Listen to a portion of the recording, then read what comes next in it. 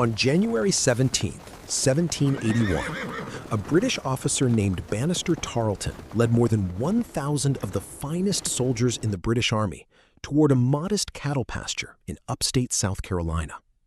His objective was a battered American force, half of them untrained militiamen known for scattering the moment they saw a bayonet coming at them. Tarleton anticipated an effortless win, practically a massacre. Instead, he rode straight into one of the most flawlessly constructed tactical ambushes in military history. Within 60 minutes, his elite unit lay in ruins, and the man behind the ambush, a self-taught general with no formal military training, delivered a lesson that cadets at West Point still study today. So how did a band of farmers and weekend soldiers wipe out a professional British force in under an hour? By late 1780, South Carolina was a disaster zone for the American cause. The British had seized Charleston that May, capturing more than 5,000 Continental troops in the worst defeat Americans suffered during the entire war. British commander Lord Cornwallis held sway over most of the southern colonies, while Loyalist militias terrorized patriot households throughout the countryside. By almost any measure, the Revolution looked ready to collapse in the South.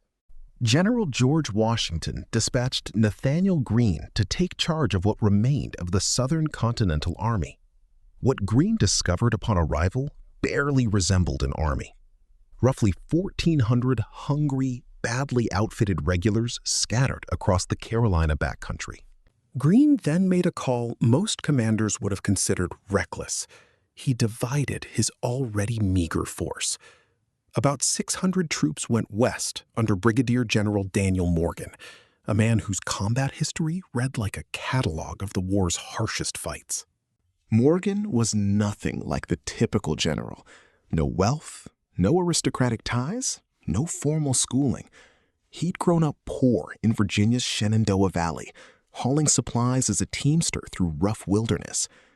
During the French and Indian War, he took 500 lashes from a British officer after striking a superior, scars that marked his back for the rest of his life. Morgan liked to joke that the British still owed him one extra lash, since the drummer had lost count. That's not a man who forgets or forgives easily.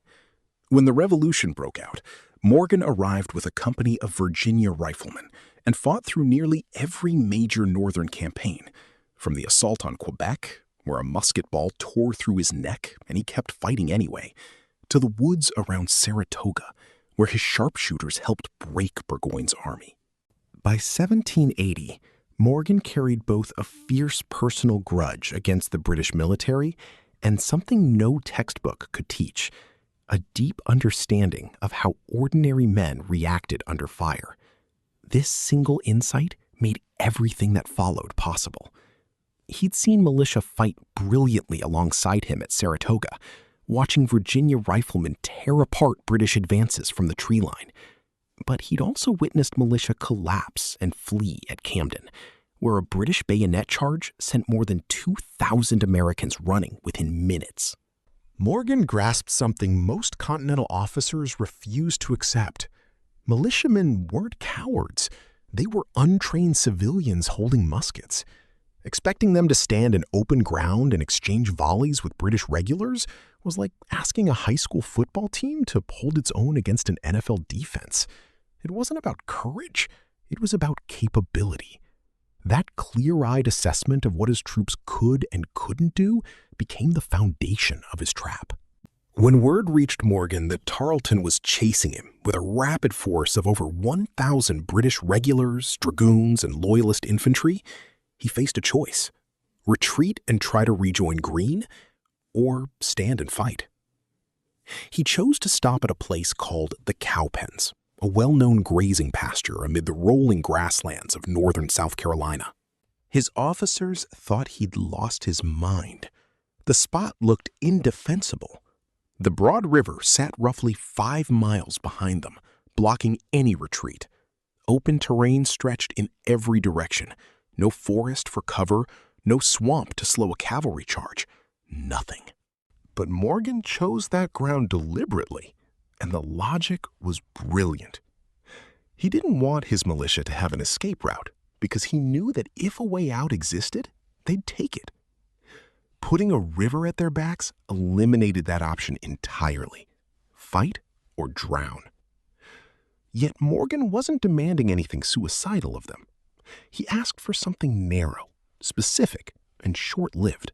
The night before the fight, he walked from campfire to campfire, personally briefing every unit. He crouched beside shivering militiamen, cracked jokes, told stories of Saratoga, and calmly explained exactly what he needed from each of them. He promised the militia they wouldn't have to face a bayonet charge, just fire 2 volleys and withdraw with their honor intact. He told the regulars they were the wall nothing would break through. He even walked among the cavalry and told Washington's dragoons they'd deliver the finishing blow. By dawn, every man on that field knew precisely what his job was and precisely when to do it. That kind of hands-on leadership the night before battle was almost unheard of in the 18th century. Picture the Cowpens battlefield from above. Roughly 1,000 yards of gently rising open ground leading up to 2 low hills. Morgan arranged his troops in 3 deliberate lines, each set about 150 yards behind the one in front.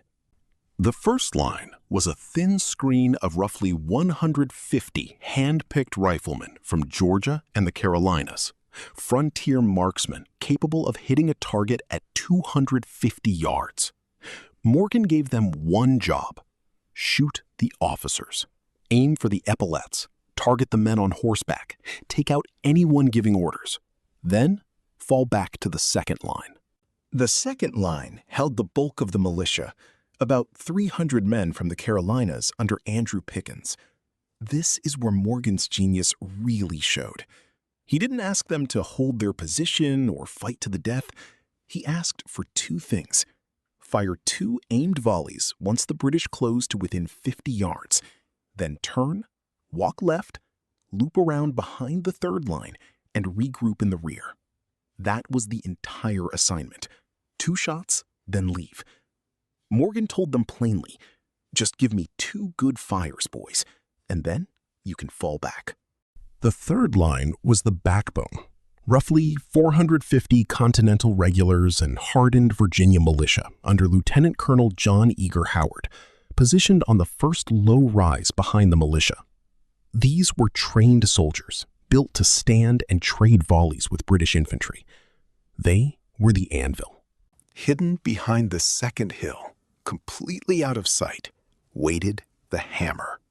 Lieutenant Colonel William Washington, a cousin of George Washington, with about 80 Continental dragoons and 45 mounted militia.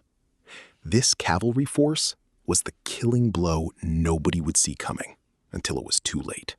If you're getting something out of this breakdown, take a moment to hit subscribe. We cover military strategy like this every week, and you won't want to miss what's next. Now consider the scene from Tarleton's side.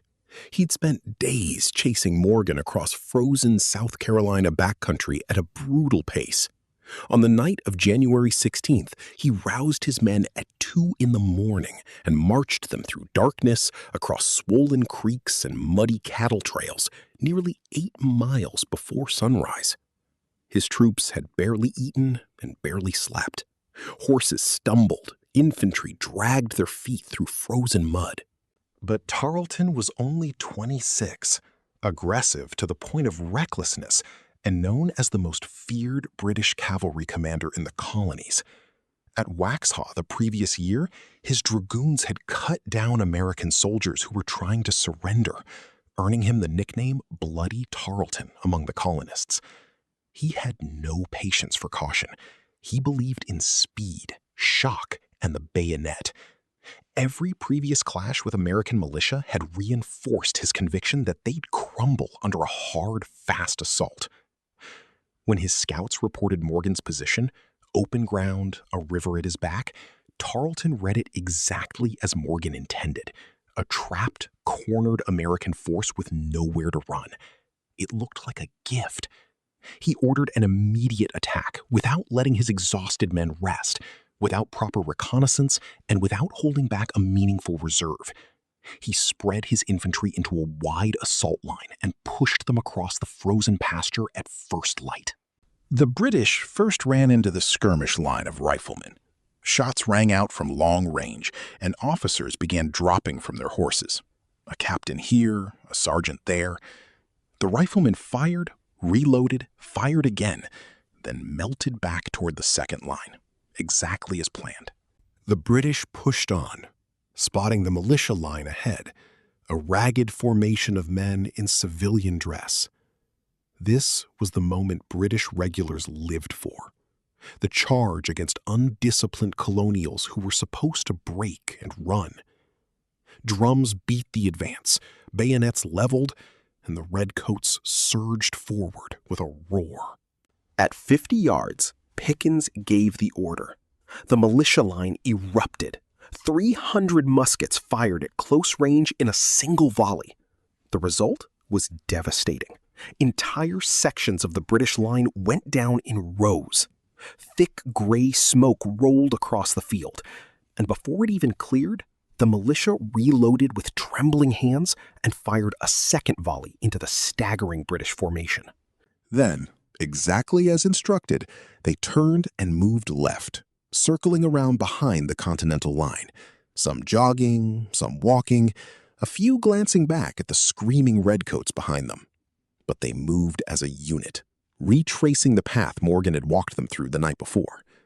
2 good fires, and now it was time to leave the stage. This is where Tarleton made the fatal mistake Morgan had been counting on.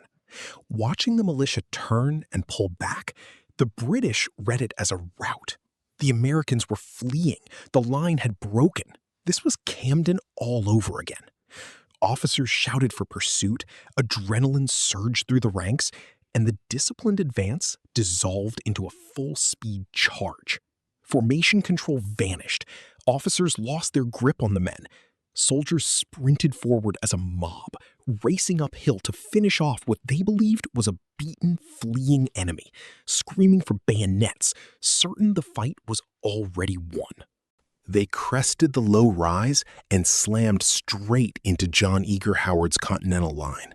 Fresh, rested troops standing shoulder to shoulder, muskets loaded and aimed. Howard let them close to 40 yards, then 30, and at nearly point-blank range gave the order to fire. The volley tore into the disorganized British charge like a wall. Dozens fell. Before the survivors could react, Howard ordered a bayonet charge straight into the stunned, scattered British front.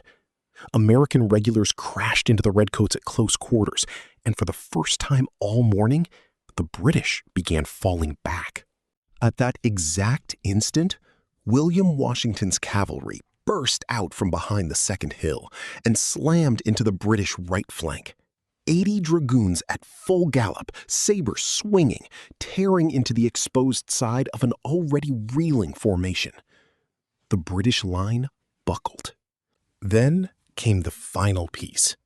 Pickens had marched his men around behind the Continental line exactly as planned, and now they reappeared on the far side of the field, reformed into a rough-firing line, muskets loaded and advancing. The British found themselves hit from the front by Howard's bayonet charge, from the right by Washington's cavalry, and from the left by the returning militia. A complete double envelopment, a textbook encirclement pulled off by farmers, shopkeepers, and backwoods riflemen against one of the most professional armies on the planet. Soldiers who had been sprinting forward in triumph minutes earlier now found themselves surrounded on 3 sides, with nowhere to go. The British army broke, not gradually, but all at once. Muskets hit the ground and hands went up. Officers tried rallying pockets of resistance, but were cut down or overwhelmed within minutes. Some regulars fought in small, desperate clusters, back to back, until they were swarmed. Others simply dropped to their knees. Tarleton attempted a last cavalry countercharge with his small reserve of dragoons, But Washington's horsemen met him head-on in a chaotic clash of sabers and pistol fire. The two officers even fought each other directly on horseback, and Washington took a wound in the exchange before Tarleton broke free and fled the field at a full gallop with a handful of mounted men. The battle lasted roughly 1 hour. In that time, Morgan's force killed or wounded more than 300 British soldiers and captured nearly 600 more, including entire artillery crews and their guns. Tarleton lost over 80% of his command. American losses totaled 12 dead and 60 wounded, numbers so lopsided that military historians still double-check them. Morgan hadn't just won a battle, he'd annihilated an entire British tactical force while suffering a fraction of the casualties. And that's how a self-taught frontier general, a river at his back, and a plan built on knowing exactly what his men could do, turned a certain defeat into one of the most stunning victories of the American Revolution. If this breakdown gave you a new appreciation for the Battle of Cowpens, drop a comment and tell us which moment hit hardest for you: the double envelopment, the militia's perfectly timed retreat, or Tarleton's fatal charge. Hit like if you want more deep dive battle breakdowns like this one. Share it with a friend who loves history as much as you do, and subscribe so you never miss the next episode. Because next time, we're heading to another battlefield where the underdog rewrote the rules of war. And trust me, you won't want to miss what happens next.